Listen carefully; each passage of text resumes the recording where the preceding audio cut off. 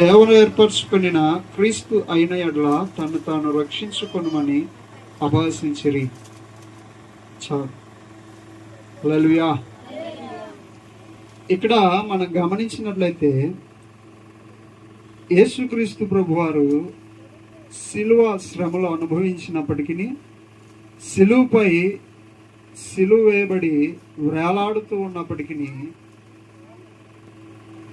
అన్ని ఇబ్బందుల్లో కూడా యేసుక్రీస్తు ప్రభువారు పలికేటటువంటి మాట ఏంది అంటే, తండ్రి వీరేం చేయుచున్నారో వీరెరుగరు గనుక వీరిని క్షమించుము. అపోస్తలుల కార్యములలో ఒక మాట తెలియచేయబడింది. పౌలు భక్తుడు అపోస్తల కార్యముల్లో ఆ మాట తెలియచేస్తా ఉంటాడు. అపోస్తల కార్యములు 17:30 రాయబడి ఉంటుంది. ఆ అజ్ఞాన కాలములను దేవుడు చూచి చూడనట్టుగా ఉండెను, ఇప్పుడైతే అంతటను అందరూ మారు మనసు పొందవలనని మనుషులకు ఆజ్ఞాపించుచున్నాడు. ఈ మాట ఎందుకు చదివానయ్యా అంటే, ఒకానొక సందర్భంలో దేవుడు మనల్ని చూచి చూడనట్టుగా వదిలేశాడు. కానీ ఇప్పుడైతే అందరూ కూడా మారు మనసు పొందాలని ఆజ్ఞాపిస్తూ ఉన్నాడు. ఆజ్ఞాపించటం అంటే ఆజ్ఞ అనేది అందరికీ వర్తించిద్దండి. అంటే అందరూ మారు మనసు పొందాలని ఆయన మనకి తెలియజేస్తూ ఉన్నాడు. ఇది వరకు చూచి చూడనట్టుగా వదిలేశాడు. అంటే తెలియక చేసామనుకోండి, అది ఏమైద్ది? తప్పు అయిద్దా? పొరపాటు అయిద్దా? పొరపాటు అయింది. కాబట్టి తెలియక చేశాం కాబట్టి కొంత శిక్ష అనేది తగ్గిద్ది. అదే తెలిసి కావాలని చేస్తే వాడు కావాలనే చేసిండు అని చెప్పి ఒకటి పీకాల్సింది ఇంకో 2 దెబ్బలు ఎక్స్ట్రా కొడదు. ఎందుకని? కావాలని చేసిండు కాబట్టి అది ఇంకోసారి చేయకూడదు. నేను చెబుతాను, యేసుక్రీస్తు ప్రభువారు అన్ని శ్రమలు అనుభవించినా కానీ శిలువపై వేలాడుతా ఏమని పలుకుతా ఉన్నాడు? తండ్రి వీరేం చేస్తున్నారో వీరు ఎరుగరు గనుక వీరిని క్షమించు. యోహాను సువార్త 3:16 ఈ మాట రాయబడి ఉండింది. అది అందరికీ తెలిసిన మాట. ఏమని? కాగా దేవుడు లోకమును ఎంతో ప్రేమించును, కాగా ఆయన తన అద్వితీయ కుమారునిగా పుట్టిన వాని యందు విశ్వాసమును ప్రతి వాడును నశింపక నిత్యజీవం పొందవలనని ఆయనను అనుగ్రహించింది. ఇక్కడ మనం ఫస్ట్గా చదువుకున్న మాట ఏంది? దేవుడు లోకాన్ని ఎంతో ప్రేమించాడు. ఎంత అని అంటే, ఒక భక్తుడు అంటాడు, నేను దేవుని ప్రేమని రాయాలి అని అనుకొని పేపర్ పెట్టి రాస్తా ఉన్నాను. 2 ముక్కలు రాసేసరికి నాకు ఒకటి అనిపించింది. ఏంటంటే, ఈ ప్రపంచంలో ఉన్న సముద్రం అంతా నీరు సిరాగా మారిన, అంటే పెనులో ఉండేటటువంటి ఇంకుగా మారిన, ఆకాశం అంతా పేపరు పుస్తకం మన దగ్గర ఉన్న, చెట్టు కొమ్మలు ఉంటాయి చూసారా, ఈ చెట్టు కొమ్మలన్నీ కూడా ఒక పెన్నుల్లాగా మనం మార్చుకున్నా కానీ ఇంకా దేవుని ప్రేమ కొద్దిగే వివరించినట్టు. కొద్దిగే వివరించాల్సింది ఇంకా చాలా ఉంది. ఎంత సముద్రం అంత నీరుతో రాసి పెట్టినా అది కొద్దిగే అని చెప్పి ఆ భక్తుడు తెలియజేస్తాడండి. అంటే దేవుని ప్రేమని మనం వివరించలేం. ఇక్కడ కూడా మనకి కళ్ళకు కట్టినట్లుగా ఇక్కడ యేసయ్య మనపై ప్రేమ చూపుతా ఉన్నాడు కాబట్టి మనల్ని ఏం చేస్తా ఉన్నాడు? క్షమిస్తా ఉన్నాడండి. ఉదాహరణకి మన ఇంట్లో పిల్లల్ని బాగా ప్రేమిస్తారు. నేను ప్రేమించను మా పిల్లల్ని అన్నోళ్ళు ఎవరన్నా ఉంటారా? ఎవరుండరు. పిల్లల్ని ఎంతగా అయితే ప్రేమిస్తామో వాళ్ళు ఏదన్నా తప్పు చేసినా కానీ, మనకు నచ్చంది చేసినా కానీ వాళ్ళు మళ్ళా మన దగ్గరకు వచ్చి అడిగి, నానా ఇదిగో నాకు ఇది కావాలి ఇవా అంటే మనం ఏం చేస్తాము? నువ్వు అది చేయలేదు కాబట్టి నేను నీకు ఇయ్యను అని చెప్పి అట్లా ఆపుతాం. అదే వాడు మరలా దాన్ని విషయంలో పశ్చాత్తాపడి క్షమించమని అడిగితే అప్పుడు ఏం చేద్దాం? నా బిడ్డ నన్ను అడిగాడు, తెలుసుకున్నాడు, కాబట్టి నేను మళ్ళా వాడు అడిగింది చేయాలి అని అనిపించింది. అదే విధముగా యేసుక్రీస్తు ప్రభువారు కూడా సిలువలో ఉన్నప్పుడు యేసయ్యని 2 విధాలుగా చూశారండి. అక్కడే ఉండిద్ది, మనం చదువుకున్న మాట పైన కింద. యేసయ్యని 2 దొంగల మధ్యలో సిలువ వేశారు. అంటే యేసయ్యని ఒక నేరస్తునిగా చూస్తా ఉన్నారు. తర్వాత ఈయన అందరినీ రక్షిస్తానంటుండ కానీ ఈయన్ని రక్షించుకోలేకపోతా ఉన్నాడు. ముందు ఈయన్ని రక్షించుకోమను అని అపహాస్యం ఆడుతూ ఉన్నారు. ఎందుకు చేస్తా ఉన్నారంటే వాళ్ళకి తెలియక చేస్తా ఉన్నారు. అందుకని యేసయ్య వాళ్ళ తప్పుని ఎరిగి ఉన్నాడు. రెండోది, వాళ్ళ మీద ఆయన ప్రేమ నిరంతరం నిలిచి ఉంది కాబట్టి యేసయ్య హృదయపూర్వకంగా వెళ్ళగలిగాడు. ఏమని? తండ్రి, వీరేం చేస్తా ఉన్నారో వీరు ఎరుగరు గనుక వీరిని క్షమించు అని చెప్పి హృదయపూర్వకంగా వేడుకుంటా ఉన్నాడండి. 1 కొరింథీయులకు రాసిన పత్రిక 13వ అధ్యాయము 4వ వాక్యంలో రాయబడి ఉంటుంది. 1 కొరింథీయులకు రాసిన పత్రిక 13వ అధ్యాయము 4వ వాక్యంలో రాయబడి ఉంటుంది. ప్రేమ దీర్ఘకాలము సహించును, దయ చూపించును, ప్రేమ మత్సరపడదు, ప్రేమ డంబముగా ప్రవర్తింపదు, అది ఉప్పొంగదు. ఏంటంట? ప్రేమ దీర్ఘకాలము సహిస్తుంది.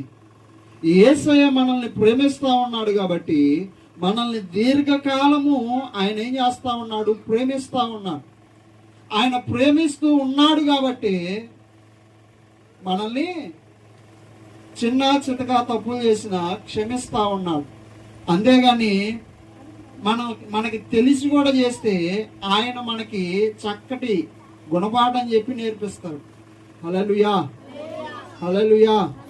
కాబట్టి ఆనాటి కాలంలో అందరూ కూడా యేసయ్యని ఒక నేరస్తునిగా, ఏదో ఈయన చెప్పేవాడిగా ఉన్నాడు కానీ ఆయన ఏదో డంబంగా చెప్పుకుంటా ఉన్నాడు అని చెప్పి వాళ్ళందరూ అపహాసిస్తా ఉన్నారు. అటువంటి స్థితిని చూసి యేసయ్య వారి యందు దయ చూపి, తండ్రి, వీరు చేసే పని వీళ్ళకి తెలియదు కాబట్టి వీళ్ళకి క్షమించు. ఎందుకంటే నన్ను బట్టి వీళ్ళని ఎక్కువగా దండిస్తావేమో, కాబట్టి వాళ్ళకి తెలియక చేశారు కాబట్టి వాళ్ళని దండించమాకు, శిక్షించమాకు అని చెప్పి యేసయ్య వారి పక్షాన, వారి యొక్క అజ్ఞాన దశను చూసి వారి పక్షాన తండ్రిని వేడుకుంటా ఉన్నాడు. ఇకపోతే మనం ఏం నేర్చుకోవాలయా అంటే, మనం కూడా యేసయ్యను ఎంతగా అయితే ప్రేమిస్తామో అంతగానే మన తోటి వారిని మనం ప్రేమించగలిగితే మనం కూడా మన విషయంలో జరిగేటటువంటి చిన్న చితక తప్పులన్నిటిని బట్టి మనం వాళ్ళని ప్రేమిస్తూ ఉన్నాం కాబట్టి వాళ్ళ యందు మన దయను, మన ప్రేమను కనపరుస్తాం. యేసయ్య మన పట్ల కనపరిచాడు, మనం కూడా ఇతరుల పట్ల ఆయన ప్రేమను మనం ఎప్పుడైతే చూపేవారంగా ఉంటామో, యేసయ్య సిలువలో పలికినటువంటి అటువంటి మాటకు మనము ఒక జవాబుగా నిలిచి ఉండాలండి. కాబట్టి మనం అందరం కూడా యేసయ్య ఇతరులను ఎలాగైతే క్షమించమని వేడుకున్నాడు, మనం కూడా రక్షించబడినటువంటి వారిని, ప్రభువా వారి పాపాల నుండి వారిని విడిపించాయా అని చెప్పి మనం కూడా తండ్రిని వేడుకునే వారిగా ఉండాలి. కాబట్టి ఈ కొద్ది మాటలు దేవుడు మన వినికిడిలో దీవించి నడిపించినగాక. కొన్ని మాటలు మనతో కూడా పంచుకుంటారు. మనందరూ శ్రద్ధగా దేవుని మాట్లాడుకుంటారు. ముందుగా దేవునికి వందనాలు. ఈ అవకాశం ఇచ్చిన పాస్టర్ గారికి, పాస్టర్ అమ్మకి నా వందనాలు. కూడి వచ్చిన మీ అందరికీ నా వందనాలు. యేసుక్రీస్తు సిలువపై పలికిన 7 మాటల్లో నేను 2వ మాట పలుకుచున్నాను. ముందుగా మనం రిఫరెన్స్ చదువుకుందాం. లూకా సువార్త 23వ అధ్యాయము 43వ వచనం. అందుకు ఆయన వానితో, నేడు నీవు నాతో కూడా పరదేశంలో ఉందువని నిశ్చయముగా నీతో చెప్పుచున్నావని. పాపులకు క్షమించుటకు యేసుక్రీస్తు లోకమునకు వచ్చెను అని వ్రాయబడిన ప్రకారము ఆయన సిలువలో ఒక పాపిని రక్షించారు. పాపాన్ని క్షమించి పాప క్షమాపణ దయచేశారు. అంతేకాదు, దొంగల్లో వచ్చిన మార్పు నుండి కూడా కొన్ని విషయాలు మనం గమనించవచ్చు. నేను ఇద్దరు దొంగల గురించి ఇప్పుడు చెప్పబోచున్నాను. మొదటి దొంగ, ఆ దొంగ దేవునికి భయపడుచున్నాడు. మరి మనం కూడా దేవునికి భయపడుచున్నామా? భయపడాలి. తన తప్పు తెలుసుకొని ఆ దొంగ పశ్చాత్తాపపడుచున్నాడు. మరి మనం కూడా పశ్చాత్తాపపడాలి. దొంగ యేసుని రక్షకునిగా భావించాడు. మరి మన రక్షకుడు యేసు మాత్రమే అని మనం గ్రహించేవారిగా జీవించాలి. యేసుకి ఒక రాజ్యము ఉందని ఆ దొంగ నమ్మాడు. మరి మనం కూడా అదే విధంగా నమ్మేవారిగా ఉండాలి. యేసుక్రీస్తు ప్రభువును ఎన్నో హింసలు పెట్టి కపాలమనబడిన స్థలమునకు తీసుకొని వెళ్ళారు. అక్కడ ఆయనతో పాటు ఇద్దరు దొంగలను కూడా సిలువ వేశారు. ఇద్దరు దొంగలు యేసు ప్రభు వారితో మాట్లాడారు. ఏమనంటే, నేరస్తులలో ఒకడు ఆయన దూషించుచు, నువ్వు క్రీస్తువు కదా, నిన్ను రక్షించుకొనుము, నీతో పాటు మమ్మల్ని కూడా రక్షించుము అని చెప్పాను. అప్పుడు ఆ మొదటి దొంగ వివేచన శక్తి లేనివాడు. వాడు దొంగ, ఒకరిని అనుటకు ఎటువంటి అర్హత అతనికి లేదు. కానీ వాడు ప్రభువును దూషిస్తున్నాడు, ప్రశ్నిస్తున్నాడు, సలహా ఇస్తున్నాడు. ఆయనను దూషించుటకు, నువ్వు ఏ పాటి వాడు, నువ్వు క్రీస్తువు కదా, నువ్వు అనేకమైన అద్భుతములు కార్యములు చేశావు కదా, ఏదైనా ఒక సూచక క్రియ చేసి నిన్ను నువ్వు రక్షించుకొనుము, అదే పనిలో భాగంగా మమ్మల్ని కూడా రక్షించుమని ఒక స్వార్థపూరితమైన ఆలోచనలు దేవాతి దేవునికి సలహా ఇస్తున్నాడు. ఇది మొదటి దొంగ యొక్క పరిస్థితి. ఇప్పుడు మనము రెండో దొంగ గురించి చూద్దాము. అయితే రెండవ వాడు మొదటి వాడిని గద్దించి, నీవు అదే శిక్షలో ఉన్నావు కదా, గనుక దేవునికి భయపడవా? మనకైతే ఇది న్యాయమే, మనం చేసిన వాటికి తగిన ఫలితం మనం పొందుతున్నాం. కానీ ఈయన ఏ తప్పిదము చేయలేదని చెప్పి ఆయనను చూసి, యేసు, నీవు నీ రాజ్యములోనికి వచ్చినప్పుడు నన్ను జ్ఞాపకము చేసుకోనమని ఆ రెండవ దొంగ దేవుణ్ణి వేడుకున్నాడు. ఆ రెండవ దొంగ యొక్క స్వభావం మనం చూద్దాం. ఇప్పుడు రెండవ దొంగ పాపాన్ని ఒప్పుకునే స్వభావం కలవాడు. అందుకని నిజమైన దేవుడు అనే సత్యాన్ని ఆ దొంగ గుర్తించగలిగాడు. ఇక్కడ ఇద్దరు దొంగలే, కానీ మొదటివాడు ఆయన దేవుడే అని గుర్తించలేకపోయాడు. రెండవ వాడు ఆయన నిజమైన దేవుడని గుర్తించి చివరి నిమిషంలో ఆయన సిలువలో తన పాపాన్ని ఒప్పుకున్నాడు. యేసు, నీ రాజ్యంలో వచ్చినప్పుడు నన్ను కూడా జ్ఞాపకము చేసుకొనుము అని దీనంగా అడుగుచున్నాడు. ఆ రెండవ దొంగ పాపాన్ని క్షమించడం కొరకు ఆయన లోకానికి వచ్చారు. కనుకనే వెంటనే పశ్చాత్తాప పొందిన ఆ రెండవాన్ని క్షమించి, నేడు నీవు నాతో కూడా పరదేశులో ఉండు అని పలికారు. ఆయన దేవుడని గుర్తించి పాప క్షమాపణ పొంది మన జీవితాలను మనం మార్చుకోవాలి. వెంటనే దేవుడు మనల్ని క్షమిస్తాడు, ఆయన రాజ్యంలో మనకి స్థానం ఇస్తాడు. ఉన్నటువంటి శ్రావణి కూడా కొన్ని మాటలు మనతో కూడా పంచుకుంటది. అందరూ కూడా శ్రద్ధగా మనం దేవుని మాట్లాడుకుంటాం. ప్రభువైన యేసుక్రీస్తు నామములో మీ అందరికీ నా వందనాలు. పాస్టర్ గారికి, పాస్టర్ గారికి నా వందనాలు. గడిచిన సంవత్సరం అంతా కూడా దేవుడు ఎటువంటి ఆటంకాలు లేకుండా మన అందరినీ మంచి ఆరోగ్యాన్ని, క్షేమాన్ని ఇచ్చి మరలా యొక్క గుడ్ ప్రేయర్లోకి నడిపించినందుకు దేవునికి కూడా వందనాలు. నేను చెప్పబోయే మాట మూడో మాట, సిలువలో పలికిన మూడో మాట. యోహాను సువార్త 19వ అధ్యాయం 26, 27 వచనాలు. యేసు తన తల్లియు తాను ప్రేమించిన శిష్యుడును దగ్గర నిలుచుండుట చూచి, అమ్మా, ఇదిగో నీ కుమారును అని నీ తల్లి అని చెప్పాను. నీ కుమారుని అని తన తల్లితో చెప్పాను. తర్వాత శిష్యుని చూచి, ఇదిగో నీ తల్లిని నేనని చెప్పాను. ఆ గడియ నుండి ఆ శిష్యుడు ఆమెను తన ఇంట చేర్చుకొనెను. ఈ రోజుల్లో మనం చూస్తే తల్లిదండ్రులు పిల్లల్ని వారి యొక్క స్వప్రయోజనాల కోసం చంపుతున్నారు. ఆస్తుల కోసం పిల్లలు తల్లిదండ్రులను ఇబ్బందులు పెడుతున్నారు. మరికొద్దిమంది హింసిస్తున్నారు. మరి కొంతమంది చంపాలని చూస్తున్నారు.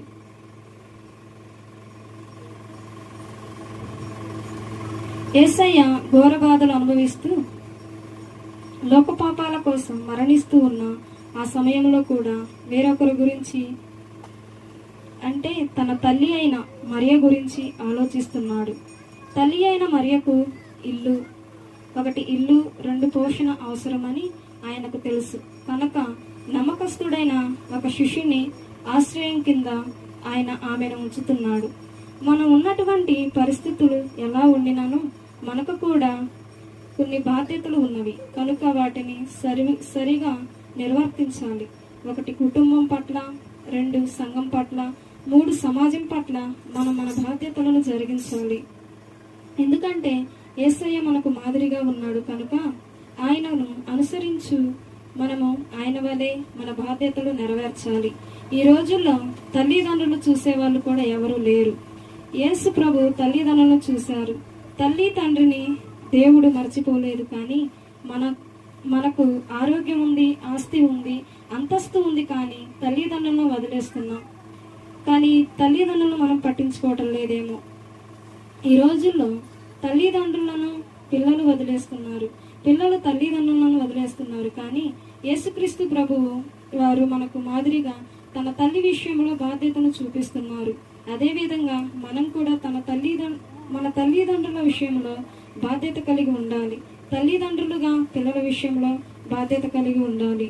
అలాగే యేసయ్య తన తల్లి పట్ల ఎలా జాలి చూపించి మనకు మాదిరిగా ఉన్నాడు, అలాగే మనం కూడా మన కుటుంబం పట్ల, మన సంఘం పట్ల, మన పిల్లల పట్ల ఒకరినొకరు అర్థం చేసుకుంటూ అందరం కూడా బాధ్యతగా జీవించాలి. ఈ 3వ మాటని ఇంతవరకు దేవుడు తోడుగా నడిపించినందుకు దేవుడికి వందనాలు.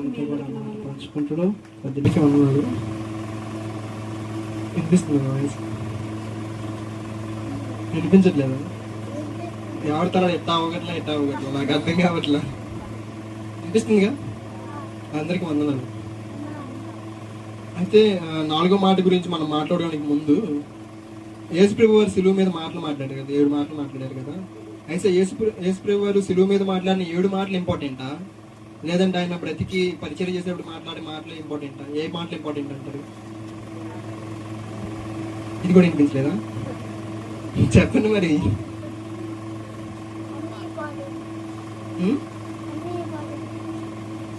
మీరు పెద్దోళ్ళు కదా. యేసు ప్రభు సిలువ మీద ఉండి మాట్లాడిన మాటలు ఇంపార్టెంట్ అంటారా? ఆయన పరిచర్య చేస్తూ అనేక ప్రదేశాల్లో తిరుగుతూ మాట్లాడిన మాటలు ఇంపార్టెంట్ అంటారా?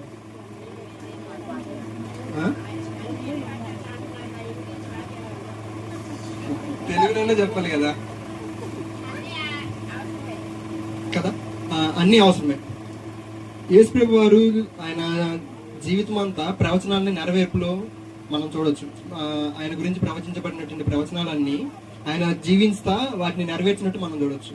అలాగే యేసు ప్రభు వారు సిలువ మీద మాట్లాడిన మాటలు కూడా చాలా మాటలు ఆయన గురించి ముందే ప్రవచింపబడినటువంటి ప్రవచనాలను నెరవేర్చడం కోసం ఆయన సిలువ మీద కూడా వాటిని రిపీట్ చేయడం జరిగింది. యేసు ప్రభు వారు సిలువ మీద ఏ మాటలు అయితే మాట్లాడారో ఆ మాటల్ని ఆయన ముందు కూడా మాట్లాడారు. కాకపోతే అవి మనం ఆ కోణంలో ఆలోచించాం కాబట్టి మనం వాటిని అర్థం చేసుకున్నాం. అయితే యేసు ప్రభు వారు ఈ 4వ మాట మాట్లాడడానికి ముందు ఎన్ని మాటలు మాట్లాడారు? 3 మాటలు కదా. వీరేం చేస్తున్నారు, వీరు ఎరగరు, మళ్ళీ తల్లి గురించి బాధ్యత, ఇంకోటి దొంగ గురించి మాట్లాడతారు కదా. అయితే యేసు ప్రభు వారిని సిలువ మోసుకుంటూ 6 గంటల నుంచి దగ్గర 9 గంటల వరకు ఆయన సిలువ మోసుకుంటూ కొండ మీదకి వెళ్తాడు. 9 నుంచి 12 గంటల వరకు, అంటే 9 గంటలకి ఆయన సిలువ వేస్తారు. అప్పుడు దాకా సిలువ తీసుకొని వెళ్తాడు. 9 గంటలు ఆ టైంలో ఏం చేస్తారంటే సిలువ మీద నుంచో పెడతారు. అంటే సిలువను నుంచో పెట్టి ఆయన చేతులకు మేకులు కొట్టి నుంచో పెడతారు. 9 నుంచి 12 గంటల వరకు ఈ 3 మాటలు లేదా ఇప్పుడు దాకా మనం మాట్లాడుకున్న మాటలన్నీ వింటా ఉంటాం. ఈ 4వ మాట మాట్లాడడానికి ముందు ఏమవుతుంది అనేది మనం చూడొచ్చు. మత్తయి సువార్త 27వ అధ్యాయం 45, 46 వచనాలకి మనం చూస్తే ఏమర్థం అవుతుంది అంటే యేసు ప్రభువు ఈ యొక్క 4వ మాట మాట్లాడడానికి ముందు ఆ దేశం అంతా కూడా చీకటి కమ్మింది. ఆ చీకటి కమ్మిన తర్వాత యేసు ప్రభు వారు ఏలి ఏలి లామా సబాక్త, నా దేవా నన్ను ఎందుకు, నా చెయ్యి ఎందుకు విడిచిపెట్టావని మాట్లాడేటువంటి ఆ మాట మనం చూడొచ్చు. అయితే అసలు యేసు ప్రభు వారు మాట్లాడుతున్నప్పుడు ఇలాంటి చీకటి ఎందుకు వచ్చింది? ఆ దేశం అంతా కూడా చీకటితో కమ్మిపోయిందంట. ఎందుకు వచ్చిందంటారు?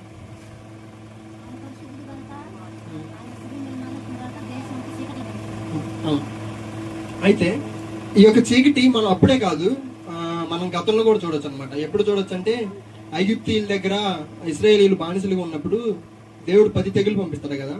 ఆ 10 తెగుల్లో 9వ తెగులు ఏందయ్యా అంటే ఆ దేశం అంతా కూడా 3 రోజులు కట్టికి చీకటి అయిపోయింది అనమాట. ఎంత చీకటి అంటే వాళ్ళకేం కనిపించక అన్ని వెతుక్కుంటారు అనమాట. టౌన్లో ఆడుకునేటువంటి అంత ఘోరమైనటువంటి చీకటి అప్పుడు కలిగింది అనమాట. అలాగే ఆమోస్లో కూడా ఏమని ఉండిద్దంటే వాళ్ళ మీదకి దేవుని యొక్క ఉగ్రతకి, దేవుని యొక్క కోపానికి, దేవుని యొక్క రౌద్రానికి ఈ యొక్క చీకటి అనేది సాదృశ్యంగా కనిపిస్తూ ఉండిద్ది. ఎక్కడ చీకటి ఉండిద్ది అంటే దేవుడికి ఎక్కడైతే కోపం ఉందో, దేని మీదైతే శాపం ఉందో అక్కడ చీకటి కనిపించింది. అలాంటిది యేసుప్రభు వారి మీద చీకటికి రావడానికి, యేసుప్రభు వారు మాట్లాడేటప్పుడు చీకటి రావడానికి గల కారణం ఏందయ్యా అంటే యేసుప్రభు వారు ఎందుకు చనిపోయారు? మన పాపం కోసం కదా.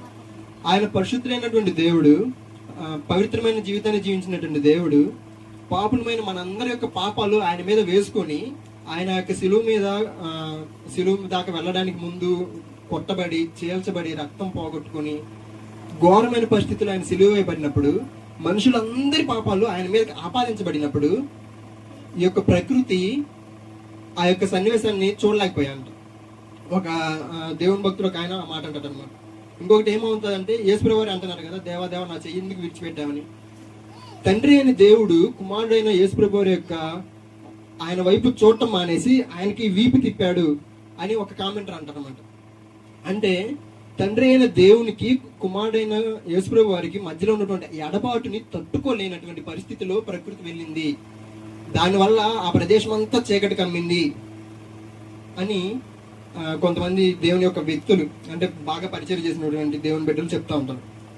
అయితే అలాంటి పరిస్థితుల్లో యేసుప్రభు వారు నా చెయ్యి ఎందుకు విడిచిపెట్టావయ్యా అని చెప్పేసి మాట్లాడుతూ ఉంటారు. అయితే ఇదంతా కూడా జరగడానికి మన మీద ఉన్నటువంటి ప్రేమ కారణం అనమాట. అదే కదా, ఆయన మనల్ని కనుక ప్రేమించకపోయినట్టయితే మన కోసం వచ్చేవాడు కాదు. ఆయన మనల్ని కనుక ప్రేమించకపోయినట్టయితే మన కోసం మరణించేవాడు కాదు. ఆయన మనల్ని ప్రేమించకపోయినట్టయితే ఆయన తిరిగి లేచేవాడు కాదు. ఆయన మనల్ని కనుక ప్రేమించకపోయినట్టయితే మీరు నా ఎందుకు విశ్వాసం ఉంచితే నేను కూడా మీకు మీ అందరికి నిత్యమైన జీవితాన్ని ఇస్తానని వాగ్దానం కూడా చేయదు.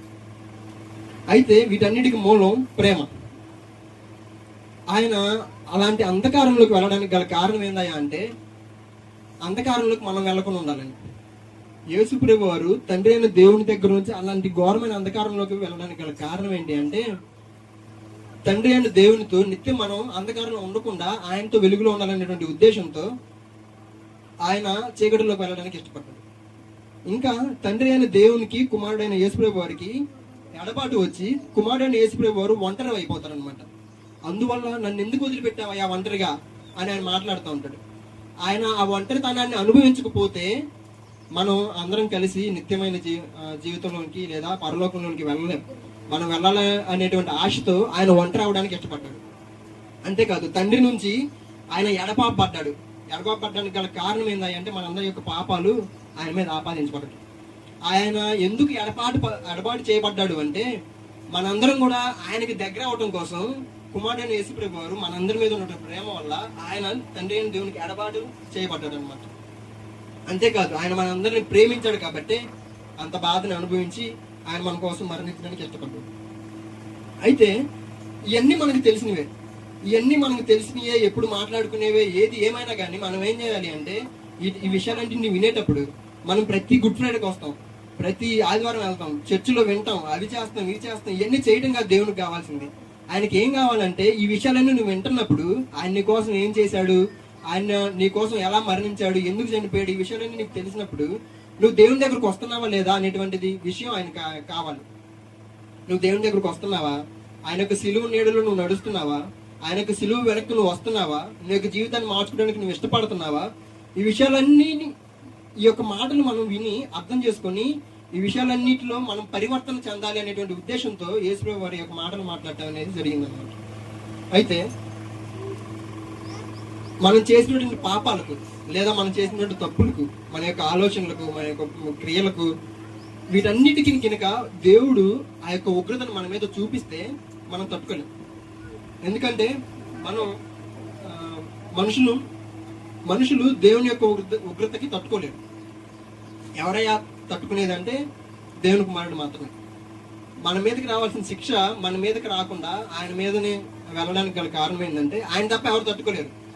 ఆయన తప్ప ఇంకెవరు తట్టుకోలేరు కాబట్టి ఆయన మాత్రమే దాన్ని అనుభవించాడు. ఆయన అనుభవించడం ద్వారా ఏమైంది అంటే ఆయన యందు మనం విశ్వాసం ఉంచడం ద్వారా మీరు యేసుప్రభు వారు మనకు బదులుగా మన స్థానంలో మన కొరకు మనం చేసిన పాపాల కొరకు మన యొక్క జీవితం బాగుండాలని, మనం అంధకారంలో ఉండకుండా వెలుగులో ఉండాలని, వీటన్నిటి కోసం ఆయన మరణించారనేటువంటి విషయాన్ని మనం నమ్మి మీరు నా కోసం మరణించారని చెప్పేసి మనం హృదయపూర్వకంగా ప్రార్థన చేస్తే ఆయన మన హృదయంలో ఒక నూతనత్వాన్ని ప్రారంభించాలనేటువంటి ఉద్దేశంతో ఆయన యొక్క మాటలన్నీ మాట్లాడటం మనం చూడొచ్చు.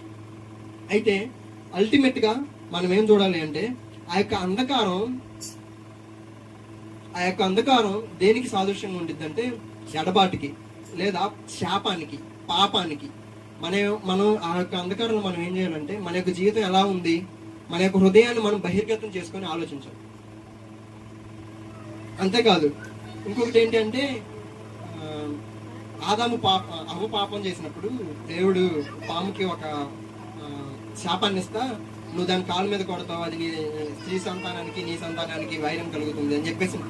స్త్రీ సంతానం అంటే ఎవరో కాదు, ఎవరైతే మనిషి తన యొక్క హృదయాన్ని కఠినం చేసుకుంటూ దేవుని దగ్గరికి రావడానికి ఇష్టపడకుండా, దేవుడు ఏం చేశాడో తెలుసు, నేను ఎలాంటానో తెలుసు, నేనేం చేయాలో తెలుసు, కానీ ఏం చేయకుండా మచ్చడం ఉంటాడు. ఎందుకంటే వాడి యొక్క తన యొక్క హృదయం అనేది కఠినం అయిపోయి ఆ యొక్క కఠిన హృదయంతో దేవుని దగ్గరికి రాకుండా తన యొక్క జీవితాన్ని మార్చుకోకుండా ఉండేటువంటి వ్యక్తులే ఆ యొక్క సర్ప సంతానం, స్త్రీ సంతానం అని చెప్పేసి అనబడతాడు. అయితే వాళ్ళ మనం మన యొక్క హృదయాన్ని కఠినం చేసుకోకుండా యేసుప్రభు వారు ఏం చేశారు, ఈ యొక్క విషయాలను మనం ఆలోచించి మనం ఆయన యొక్క నీతిని, ఆయన యొక్క పవిత్రమైన జీవితాన్ని, ఇంకా ప్రాముఖ్యంగా ఆయన మన ఏడలు చూపించినటువంటి యొక్క ప్రేమని మనం అర్థం చేసుకొని ఆయన దగ్గరికి వెళ్ళి మనం ప్రార్థన చేయాలి మన యొక్క స్థితి గురించి. చాలా మంది అనుకుంటారు దేవుడికి ప్రార్థన చేయాలంటే నేను దేవుడికి ఏమైనా చెప్తే నా గురించి ఎవరిని చెప్తాడేమో అనుకుంటారు. అందుకని చెప్పేసి వాళ్ళ గురించి వాళ్ళు దేవుడితో చెప్పడానికి కూడా భయపడతారు. కానీ దేవుడు నమ్మదగిన వాడు, నీతిమంతుడు. ఆయనతో మన యొక్క జీవితాల గురించి మనం ఆయనకి చెప్తే ఆయన మన యొక్క జీవితాన్ని బాగు చేస్తాడు. ఇప్పుడు ఈ మైక్ పాడైపోతే మైక్ రిపేర్ చేసేవాడి దగ్గరికి వెళ్తేనే వాడు బాగు చేస్తాడు. అంతేగాని చెప్పులు కుట్టేవాడి దగ్గర పోయి మైక్ బాగు చేయంటే చేస్తాడా? చేయడు కదా. మన యొక్క జీవితం బాగుపడాలంటే, మన యొక్క జీవితం వెలుగుగా ఉండాలంటే, మన యొక్క జీవితం మంచిగా ఉండాలి అంటే మనం దేవుడి దగ్గరికి వెళ్తేనే అవుతుంది. దేవుడి దగ్గరికి వెళ్ళడానికి ఒక సమస్య అయితే, వెళ్ళిన తర్వాత మన యొక్క జీవితాన్ని గురించి ఆయనకి చెప్పడానికి, లేదా నా యొక్క జీవితాన్ని మీరు మార్చండి అని ఆయనతో చెప్పడానికి, ఆయన యొక్క అధికారానికి ఒప్పుకోవడానికి చాలా మంది భయపడుతూ ఉంటారు.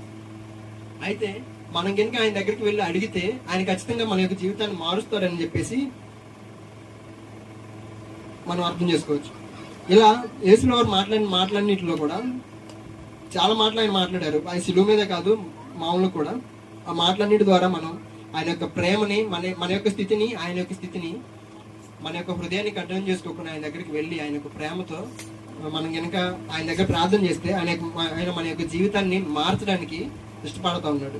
లేదు, కాదు, కూడదు, రేపు, ఎల్లుండి, అవతల ఎల్లుండి, పండగ తర్వాత, లేదా మా అబ్బాయి పెళ్లి తర్వాత, లేదంటే నా బర్త్డే తర్వాత, లేదంటే నేను ఇంటర్ అయిపోయిన తర్వాత, బీటెక్ అయిపోయిన తర్వాత, అది ఇది ఇది ఇదంటే పోస్ట్ పోన్ చేసుకుంటా వెళ్తే నిజంగా మనకు తెలుసు కదా, నీటి బుడగ లాంటిది మనిషి యొక్క జీవితం.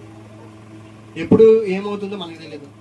ఒకవేళ బ్రతికే ఉన్నా కానీ మళ్ళీ అలాంటి పరిస్థితి రాదేమో, మళ్ళీ దేవుని దగ్గరికి వెళ్ళాలనేటువంటి ఆలోచన రాదేమో, బ్రతికే ఉన్నా. కాబట్టి ఇలాంటి క్షణికమైన జీవితంలో జీవించేటువంటి మనం తండ్రి అయిన దేవుడు దగ్గర నుంచి క్రీస్తు యేసుప్రభు వారు అంతా ఎడబాయపడడానికి గల కారణం ఏందా అంటే మనందరం కూడా ఆనందంగా ఉండాలి అని, మనందరం కూడా పరలోకంలో నిత్యమైన జీవితాన్ని పొందాలని. కాబట్టి యేసుప్రభు వారు అంత అంధకారంలోకి వెళ్ళడానికి గల కారణం, యేసుప్రభు వారు అంత దేవుడి దగ్గర నుంచి ఎడబాయపడ్డాడు అనేటువంటి ఆ యొక్క విషయాలు కనుక మనం వింటా ఉన్నప్పుడు మన యొక్క హృదయం కదిలించబడాలి. కదిలించబడట్లేదు, లేదా దేవుడి దగ్గరికి వెళ్ళి నేను ప్రార్థన చేయను అంటున్నామంటే ఇంకేం చెప్పలేదు మనం. కాబట్టి ఈ యొక్క మాట ద్వారా అయినా యేసుప్రభు వారు మన కోసం ఎంత చేశాడనేటువంటి విషయాన్ని మనం గుర్తుంచుకొని ఆయన దగ్గరికి వెళ్ళి మనం కేవలం ఒకటి చెప్తే చాలు, దేవా నా పరిస్థితి ఇలాగ ఉంది, నన్ను మీరు బాగు చేయండి అని మనం అడిగితే ఆయన మన జీవితాన్ని మార్చడానికి చాలా ఆశతో ఉన్నాడు, చాలా ఆనందంగా ఉన్నాడు. ఎందుకంటే ఆయన మనం ప్రేమించే వ్యక్తి, మన ఎడల ప్రేమ చూపించే వ్యక్తి. కాబట్టి అంత గొప్ప దేవుని కలిగి ఉన్న మనం పోస్ట్ పోన్మెంట్ చేయకుండా ఆయన దగ్గర ప్రార్థన చేయడానికి ఇష్టపడదాం.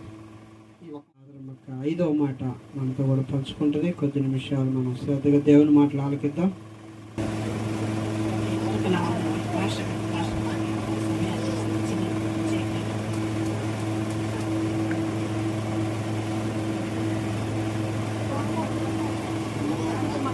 యేసు ప్రభు వారు సిలువలో పలికిన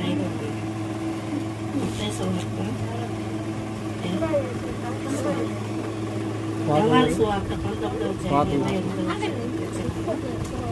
అప్పటికి సమస్తమైన యేసయ్య ఎదిగి సమస్తమైనది అప్పటికి సమస్తమైనది యేసు ఎదిగి లేఖనము నెరవేర్చినట్లు నేను తెప్పించున్నానని చెప్పిన. ఈ లోకంలో దేవుని కొరకు మనము అన్ని ఆస్తులు కలుగుతున్న జాగ్రత్తగా కలిగి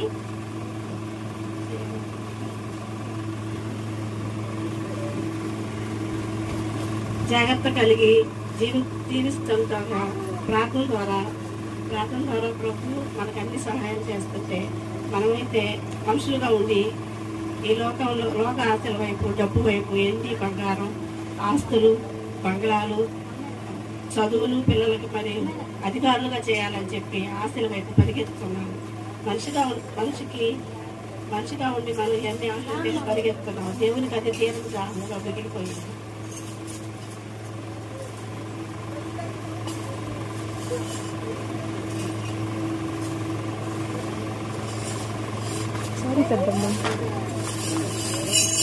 దేవుని చిత్తానుసారం మనం ఆశ కలిగి ఉండాలి. కీర్తనాకారుడు 40 అధ్యాయంలో 40 అధ్యాయం 9వ వచనంలో నీ చిత్తం నెరవేర్చుటకు నేను ఎంతో సంతోషంగా ఉన్నాను, నీ ధర్మశాస్త్రం నా అంతరంగంలో ఉన్నదని చెప్పాడు. ఏమున్నా లేకపోయినా మనము దేవుని ఆశ కలిగి దేవుని చిత్తానుసారం నడిచేవారిగా ఉండాలి. ఎంత ఉన్నత స్థితిలో ఉన్నా చివరికి అన్నీ కోల్పోయినా కానీ దేవుని చిత్తానుసారం ఉండాలని చెప్పి ఉంటే అప్పుడు దేవుడు 2 ఆశీర్వదింపబడ్డాడు. సంఖ్యాకాండము 20 అధ్యాయం 11వ వచనంలో చూస్తే ఇశ్రాయేలీయులు మోషేను కోరుకున్నారు. మోషే దేవుని దగ్గరికి వెళ్ళి అడగగా దేవుడు నువ్వు బండ దగ్గరికి వెళ్ళి అది వెళ్ళమని ఆజ్ఞాపించాడు. బండను కొట్టగా నీళ్ళు ఇచ్చి 20 లక్షల మంది దాహం తీర్చాడు యేసయ్య. అలాగే యోహాను సువార్త చూస్తే సమరస్త్రీ దాహాన్ని తీర్చాడు. సమరస్త్రీ నేను ఇప్పుడు ఇచ్చే నీళ్ళు ఎన్నడూ నీకు తెప్పి కొనని చెప్పాడు. ఆ మొక్కటిగా కాకుండా తాగిపోయి ఆ ఊరందరినీ మార్చింది సమరస్త్రీ. నువ్వు నేను కూడా దేవుడి దాహం తీర్చేవాడుగా ఉండాలి. రోమ భటులు యేసయ్యని ఒక్కసారిగా సిలువనేస్తే మనమైతే రోజు మన ప్రవర్తన ద్వారా, మన తలంపుల ద్వారా యేసయ్యని రోజు సిలువనేస్తాం. అలా కాకుండా దేవుని చిత్తానుసారం నడిచేవారిగా ఉన్నామా? ధ్యానం చేసుకుందాం. మన మధ్యలో ఉన్నటువంటి మహేష్ ఆ 6వ మాటను మనతో కూడా తను పంచుకుంటాడు. మనం అందరూ శ్రద్ధగా దేవుని మాటలు ఆలకిద్దాం. ముందుగా దేవునికి వందనాలు. ఈ అవకాశం ఇచ్చిన పాస్టర్ గారికి నా వందనాలు. కూడి వచ్చిన మీ అందరికీ నా వందనాలు.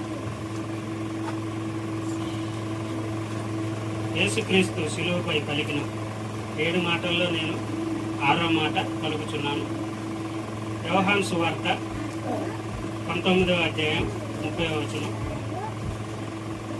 యేసు ఆ చిరకను పుచ్చుకొని సమాప్తమైనదని చెప్పి తల వంచి ఆత్మను అప్పగించాడు. యేసు ప్రభు వారు పలికిన మాటల్లో అతి చిన్నమైన మాట మరియు అతి అమూల్యమైన ఈ 6వ మాట ఏమిటి? సమాప్తమైనది. మనం చూస్తున్నట్లయితే తండ్రి తనకు అప్పగించిన పని సంపూర్తి చేసి సమాప్తమైనదని పలికారు. నశించిన దాన్ని వెతికి రక్షించుటకు మనుష్య కుమారుడు వచ్చాడు అని తీయబడి. అయితే ఏమిటి నశించినది? ఆనాడు ఆదాము అవ్వలు పరిశుద్ధముగా సృష్టించబడ్డారు, కానీ వారు చేసిన పాపము వలన పరిశుద్ధత నశించింది. నశించిపోయిన పరిశుద్ధతను వెతికి రక్షించుటకు ప్రతి ఒక్కరిని పరిశుద్ధులుగా చేయాలనేదే దేవుని పని. ఆ పని సక్రమంగా పూర్తి చేశారు యేసు ప్రభు వారు. అందువలన తండ్రి, నీవు నాకు అప్పగించిన పని అంతయు ముగించాను, సమాప్తమైనదని యేసు ప్రభు వారు పలికారు. ఆమేన్. Praise lord. ఏదైనా ఒక పని మనం చేసేటప్పుడు అది పూర్తిగాను చేయువారమై ఉండాలి.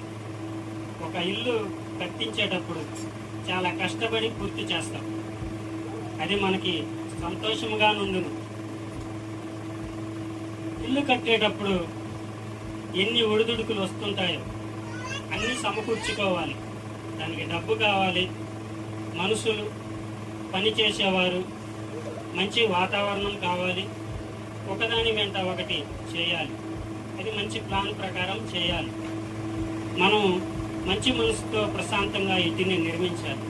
ఆ ఇంటి నిర్మాణం పూర్తి అవ్వగానే సరిపోదు. దానికి మరలా లైట్లు, ఫ్యాన్లు, కరెంటు, స్విచ్ బోర్డులు, మంచి రంగులు వేయించాలి. టైల్స్ ప్రతి రూమును అమర్చాలి. ఆ ఇల్లు అన్ని విధాలుగా సమకూర్చుకొని కట్టినప్పుడు మంచిగా సమాప్తం చేసినట్టు, ఆ విధముగానే మన జీవితాన్ని కష్టాలు, బాధలు, నిందలు, అవమానాలు, వేదనలు, ఆర్థిక ఇబ్బందుల వల్ల అనారోగ్యం, బలహీనతలు, వ్యతిరేకతలు, ఇందులోనూ మరలా ప్రేమ కలిగి జీవించాలి. కోప్పడకూడదు, సమాధానంతో ఉండాలి, అందరినీ గమనించుకోవాలి, ఆపదల్లో ఉన్నవారిని ఆదుకోవాలి, తగిన సహాయము చేయాలి, ప్రార్థన చేయాలి, బైబిల్ దేవుని వాక్యం తెలుసుకోవాలి, దాని ప్రకారము నడుచుకోవాలి, పరిశుద్ధతగా బ్రతకాలి, మంచి మనస్సాక్షి కలిగి జీవించాలి. మనము దేవునికి ఇష్టలుగా జీవించాలి. మనకి ఇచ్చిన బాధ్యతలు నెరవేర్చుతూ ప్రభు చిత్తాన్ని జరిగించి మన తుది శ్వాస వరకు జాగ్రత్తగాను, క్రమముగాను, నమ్మకముగాను, పరిశుద్ధముగాను బ్రతకాలి. కాబట్టి మనము కూడా ప్రభువు వలె జీవిస్తూ మన జీవితాన్ని దేవునికి అప్పగించుకున్నాం. 7వ మాటను మనతో కూడా పంచుకుంటుంది. అందరూ కూడా శ్రద్ధగా దేవుని మాట్లాడుకుంటాం. స్తోత్రం. ముందుగా దేవునికి వందనాలు. ఈ అవకాశం ఇచ్చిన పాస్టర్ గారికి నా వందనాలు. కూడి వచ్చిన మీ అందరికి నా వందనాలు. యేసుక్రీస్తు సిలువపై పలికిన 7వ మాటల్లో చివరి మాట లూకాసు వార్త 23:46 వచనం.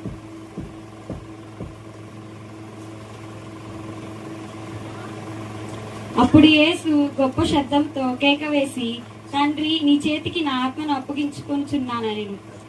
ఇది సిలువలో పలికిన చివరి మాట. 7 మాటలు ప్రార్థనతోనే ప్రారంభమయ్యాయి, ప్రార్థనతోనే ముగించబడ్డాయి. అలానే మన జీవితం కూడా ప్రార్థనతోనే ప్రారంభం అవ్వాలి. ఏ పనైనా కానీ ప్రార్థనతోనే ప్రారంభించుకోవాలి, ప్రార్థనతోనే ముగించుకోవాలి. ఇది సంపూర్ణమైన మాట. బైబిల్ గ్రంథంలో 7 అనే సంఖ్యకు చాలా ప్రాధాన్యత ఉంది. సర్వశక్తుడైన దేవుడు 6 దినాలు సమస్తాన్ని సృష్టించారు. 6 మాటల్లో అనేక సంగతులు మనకు తెలియజేశారు. 7వ రోజున ఆయన విశ్రమించారు, నిద్రించారు. ఇది సమర్పణ కలిగిన మాట. యేసు ప్రభు జీవించిన జీవితము సమర్పణ కలిగినది. 30 సంవత్సరాల వయసు వరకు కుటుంబం కొరకు ఆయన లోబడి ఉన్నారు. మిగిలిన 3.5 సంవత్సరాల వరకు పరమ తండ్రి చిత్తం కొరకు ప్రాణార్పణముగా పోయబడ్డారు. మనము కూడా ప్రభువుకు సంపూర్ణ సమర్పణ కలిగిన వారిగా జీవించాలి. తండ్రి చిత్తం ప్రకారం జీవిస్తూ ఆయనకి లోబడాలి మనం. ఇది ప్రవచన నేర్పు కలిగిన మాట. ఆయన సిలువలో పలికిన ప్రతి మాట లేఖనం ద్వారా నెరవేర్చుట కొరకే ఆయన పలికారు. ఆఖరి మాట కూడా పాత నిబంధనలో, కీర్తన గ్రంథాల్లో ప్రవచనమే. నా ఆత్మ నీ చేతికి అప్పగించుకొనుచున్నాను అనే మాట. ఇది సత్యవాకు కలిగిన మాట. ప్రభు ఏదైతే బోధిస్తారో అది ప్రభు ఏదైతే చెప్పారో ఆయన అక్షరాలలో లేఖనం ద్వారా నెరవేర్చారు. అలానే మనం ఏదైతే చెప్తామో దాన్ని మనం చేసేటట్లయితేనే ఆ మాట మనం చెప్పాలి. ఈ చిన్ని మాటలు దేవుడు దీవించండి.